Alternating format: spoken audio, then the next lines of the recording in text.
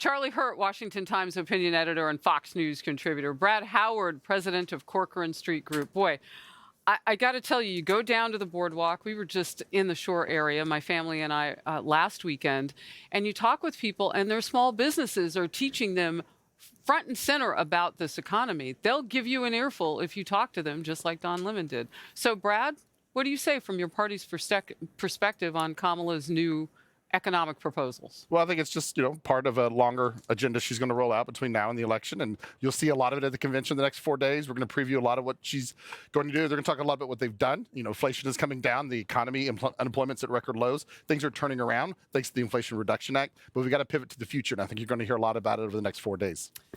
I like you. Thank you. That was a lot of talking points. And you said the word they a lot. You didn't say the vice president. You didn't say Kamala Harris. You didn't say she or her. Is she able to lay this out on her own?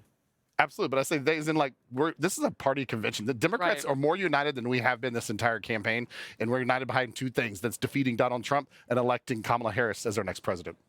Charlie, your rebuttal. I would give her credit for one thing, and that is that the party has switched last week from telling people your economy is great to acknowledging that inflation is hurting people, and that's a step in the right direction. Now the problem you convince Don Lemon.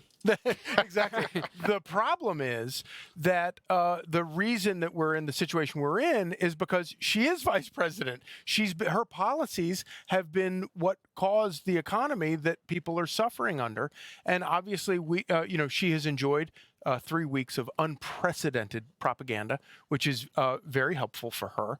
But I think after this week, and she'll get another week of it this week, but after this week, we're going to start talking about those hard issues. And I think that we're going to see things, I think we're going to see the big picture national polling change. All right. So it's been 29 days since she formally announced and took her boss's job atop the ticket for the Democratic nomination. And we still have not seen a formal news conference or a sit-down interview with Vice President Kamala Harris. She did once answer questions, new informal questions from reporters in Pennsylvania. In fact, we showed you a little bit of her taking those on the trail questions. One CNN host called her out for her media avoidance. Kamala Harris is not indestructible. She has served as an undistinguished, nearly invisible vice president. Thus far, Harris has had a free ride. She's not given any media interviews, hasn't faced voter questioning. Sooner or later, she's going to be held accountable and face pressure that she has thus far largely avoided. Nearly invisible, but it is working for Kamala Harris in the polls right now. Sooner or later, though, the they that you kept mentioning, all of y'all that are helping her, you got to sit down and she's got to stand up.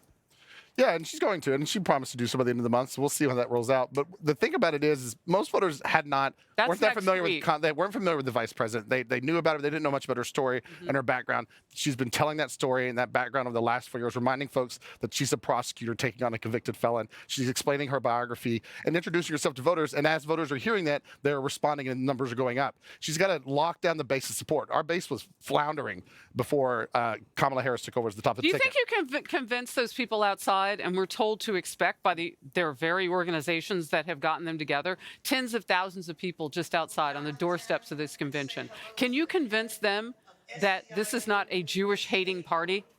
You're not going to be able to convince everyone, but a large percentage of that crowd understand that Donald Trump will not be helpful to the Palestinian people. That Kamala Harris at least will have a sympathetic ear. She will hear your case out, allow you to protest, and then make a rational, common sense decision. I don't think you caught the nuance there. She's got to convince them that they're not Jewish-hating and stand up for the Jewish state, no matter what they do in the streets. And Biden and Kamala Harris have been standing up for the Jewish state since the beginning. She does not want to answer those questions, but one person she has failed to convince is sitting Pennsylvania Senator John Fetterman, who is probably one of the most high-profile Democrats in the country, and he's not even coming to the convention.